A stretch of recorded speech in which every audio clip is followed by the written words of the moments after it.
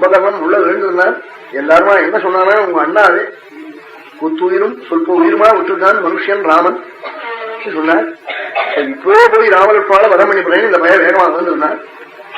வதம் பண்ணிவிட்டு அண்ணாவை போய் பார்க்க போறேன்னா, அண்ணாவை உங்களுக்கு பார்க்கணும்னு எண்ணம் இருந்தா முதல்ல அண்ணாட்ட போட்டு அப்புறம் அங்க போறது தேவையில்லை.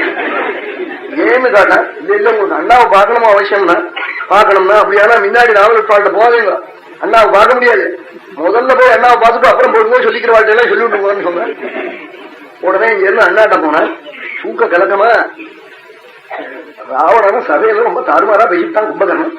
அதனாலதான் பதஞ்சலி யோகசூத்திரத்துல சொன்ன மத்தியம் கோபம் நித்ரை இந்த சமயங்கள்ல எல்லாம் ருஜுவான சப்தம் வெளியில் வந்துடுவான். அவன் முன்னாள்ல திருடனுக்கு கள்ள கொடுத்து காக்க சொல்லுவான். அவன் கோப சமயத்துல சிலவன் 10 வருஷத்துக்கு முன்னாடி உங்க வாத்து வைரத்தோட்டம் நான் தாண்டா தெரிஞ்சினேன், நீ என்ன பண்ணிவிட முடியும் சொல்லிவிடுவானே. தூக்க கலத்திலையும் அப்படி சொல்லிவிடுவான்.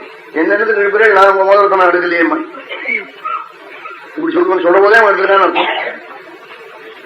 திருடனை அப்படி மித்ரா காலத்துல போய் கலந்து எல்லாம் தூக்கம் தங்குறவோ தட்டி எழுதி கேட்டு பண்ணான். அது மாதிரி அவன் மத்தியம் நித்தியம் பானம் பண்ணிவிட்டு தூக்க கலக்கத்தோட வந்திருக்கான சத்தியம் பேசிவிட்டான். சீதையை தூக்குற போது என்கிட்ட சொன்னிய கஷ்டம் வந்ததுக்கு அப்புறம் என்ன எழுப்பறியே கேட்டான். அதுக்கு ராவணன் பதில் சொன்னான், நீ எனக்கு தமையனா, நான் தமையன் உனக்கு பூஜ்யம், நான் தப்பு பண்ணத்த நீ எனக்கு குரு மாதிரி உபதேசமா பண்றதுன்னு கேட்டான். தப்பி சொல்லிவிட்டேன் மன்னிக்கணும்னா. உடனே ராமலட்சுமணன் வந்தான். காற்று சௌகார்த்தம் ரொம்ப அதிகம். அதுல கும்பகர்ண உசக்தி தான்.